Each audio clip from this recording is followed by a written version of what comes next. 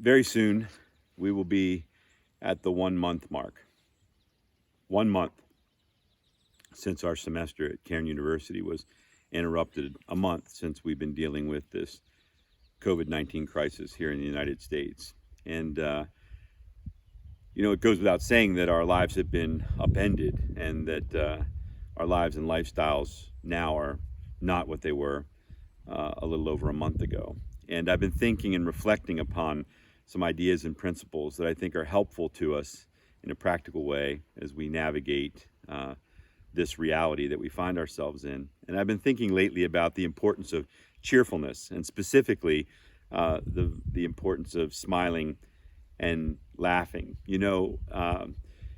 This crisis has taken a toll on us, and it's not unreasonable to think that as we approach the 1 month mark that we're starting to feel the weight of it in new ways. In the beginning, we're scrambling to gather information, to sort everything out. We're glued to the news to learn what's going on and what this thing is, what the impact is likely to be, and how long it will last. And we're running on pure adrenaline, and then we settle in and determine that we can do this and we can make it. And then as we approach a month, we start to wonder how much longer will it take, and we start to feel the strain of the interruption to our normal lives, and we find ourselves in circumstances where we're dealing with real suffering and real fear and concern, as well as the other things that weigh on us: new context, new situations, lack of work, change of our living situations. All of those things begin to wear on us, and we get weary.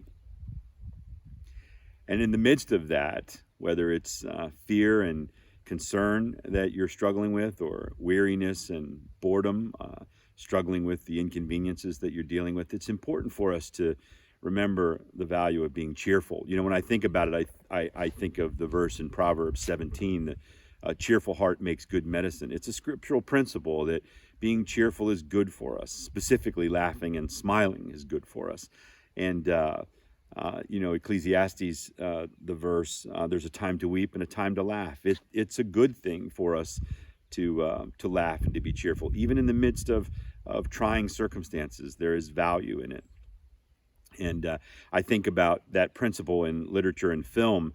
When the mood is heavy and things are serious and the tension is high, writers and authors will often insert what we refer to as comic relief, a character, an event, a scene, a situation that breaks the tension, that eases the stress of the moment, that lightens the mood. That comic relief serves a purpose. We need that as human beings, and we need it not just in literature and film, but in our regular lives. I think of individuals like Bob Hope and the important role that they've played in our own history. The USO sending entertainers into combat zones to entertain and to cheer war-weary troops. And you can see that footage, whether it's the Second World War, or Korea, or Vietnam. You watch Bob Hope entertaining the troops, and you'll see rows of men and women laughing uproariously, and you think, wow, that's really something, that in the midst of real dire circumstances, real death and suffering, being in harm's way, the threat of life and limb, they're there and laughing. Their spirits are being lifted. They're being cheered. And it's easy to think, well, isn't that frivolous? I mean, in such a serious time, doesn't that make light of it? No, it actually is good for us to be cheered even in the midst of hard times. The science is there. The data backs this up. We know the effect that smiling and laughing has on us. When we smile or laugh, endorphins are released in our system. They're mood-lifting drugs. They lift our mood. They change our body chemistry.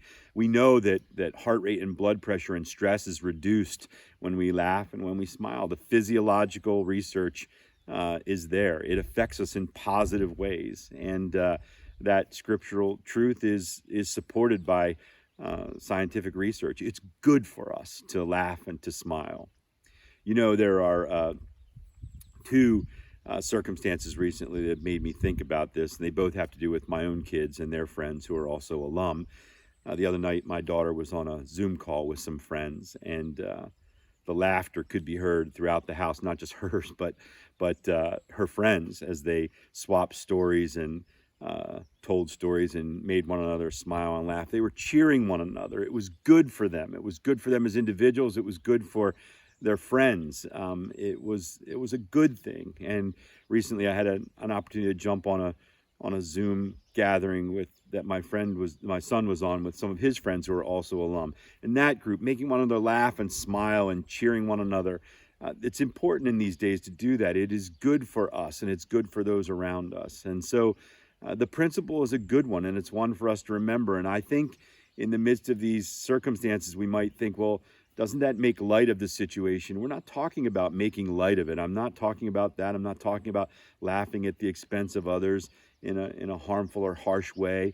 But whether you're dealing with fear and worry, or you're dealing with boredom and frustration and disappointment, smiling and bringing a smile to other people's faces, laughing and helping to make other people laugh is a good thing. It doesn't take away the seriousness of the situation and the soberness of the days in which we find ourselves, but it's good for us and those around us to be cheerful and to smile and to laugh. And so let me encourage you to look at things that make you smile, that make you laugh, read things that make you smile and laugh, watch things that make you smile and laugh, tell stories to one another, reach out to one another. Bring a smile to someone's face, and you'll find yourself smiling in return. It's good medicine for you and for those around you. A cheerful heart makes good medicine. That's an important thing to keep in mind in days like these.